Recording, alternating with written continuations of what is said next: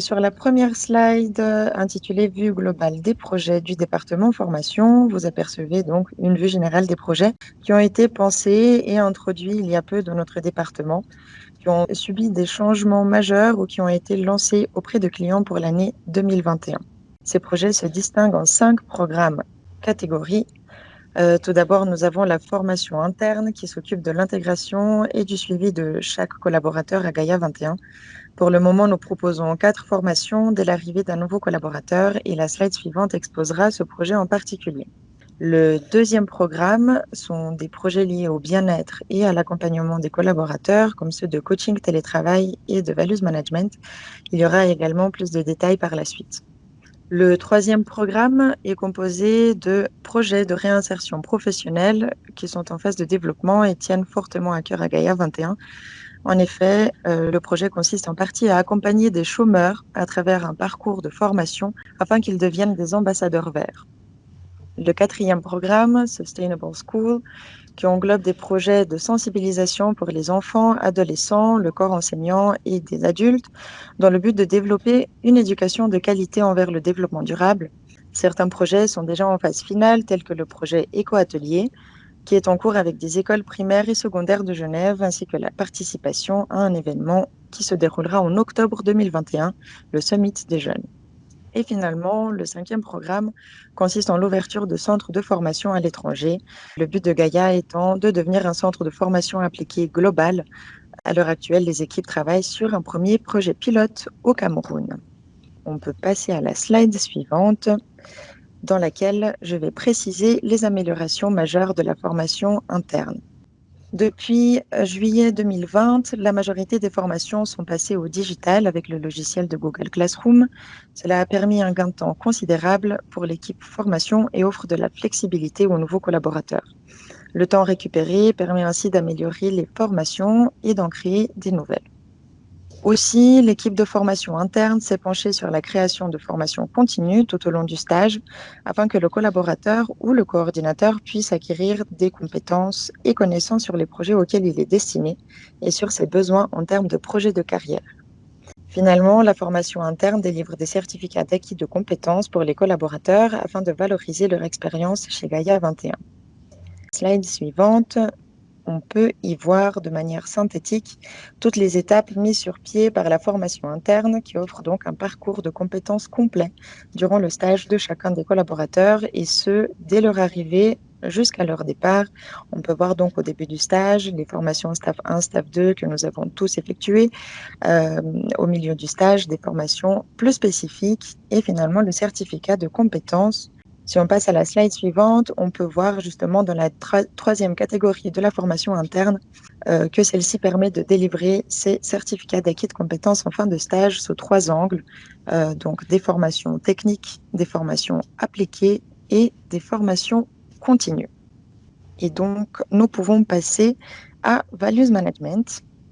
Donc, au sein de Gaïa 21, plusieurs valeurs sont mises en avant et cohabitent. Des valeurs professionnelles comme le bénévolat, le télétravail, la proactivité et l'organisation, la communication et la collaboration. Des valeurs plutôt sociales comme la solidarité et la réciprocité, l'entraide et le respect des personnes et du travail qu'elles fournissent, qui sont toutes au service de valeurs fondamentales de l'association comme l'éco-responsabilité et l'éco-responsabilisation, l'innovation et la validation, ainsi que la formation à travers le travail et l'accompagnement des collaborateurs. Le but du programme est de faire concorder ces valeurs entre l'association et ses collaborateurs à travers un accompagnement de ceux-ci. Donc, vous l'avez compris, le premier terrain de recherche et d'application est notre association, mais l'objectif final est d'en faire une application, si on peut dire, individualisée à d'autres entreprises, associations ou organisations.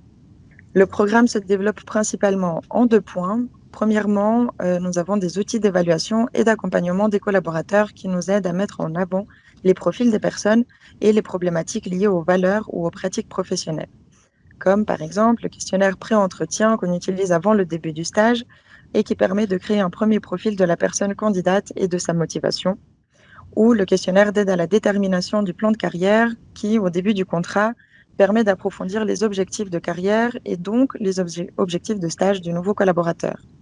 Ces 2 questionnaires sont assemblés ensuite dans le questionnaire d'accompagnement que nous faisons passer à la mi-contrat et fin de contrat en plus du questionnaire de satisfaction, afin de déterminer si évolution il y a dans l'atteinte des objectifs et dans l'association des valeurs. Deuxièmement, nous traitons ces problématiques mises en avant grâce à un travail continu fourni par ces mêmes outils d'évaluation et des audits internes. Les formations sont audiovisuelles, fournies sur Classroom ou sur les forums de discussion et sont dispensées à plusieurs niveaux. Individuellement, si un questionnement provient avec un collaborateur en particulier, ou de façon groupée s'il s'agit plutôt d'une équipe de travail. Nous atteignons également les ressources humaines, car ce sont ces collaborateurs-là qui donnent la première impression orale de la part de l'association. Et finalement, ces outils d'évaluation nous permettent de former sur la culture de l'association, sur la communication institutionnelle du milieu de travail par rapport aux moyens mis en place et aux expectatives de travail. Slide suivante, on discute de qu'est-ce qu'il est prévu. Ensuite, concernant le département formation, donc en 2021, de nombreux nouveaux projets ont vu le jour et cela va continuer pour le reste de l'année, surtout en formation interne. En parallèle, il sera important de renforcer l'efficacité de la formation interne et d'aboutir certains projets à destination du client final comme coaching télétravail, values management et éco-atelier. Pour le projet de réinsertion professionnelle, nous avons l'ambition de déjà lancer le projet à partir d'août-septembre 2021, ainsi que le projet de centre de formation externe qui sera proposé lors du lancement du nouveau site de Gaïa 21.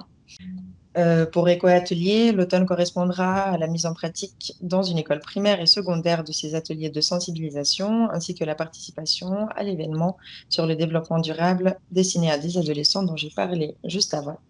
Et en 2022, il nous paraît important de continuer à créer des formations continues, de lancer le programme Greening Your School App dans le but de continuer notre formation sur la sensibilisation au développement durable, ainsi qu'à la mise sur pied d'une formation interne intéressante, qualitative et dynamique.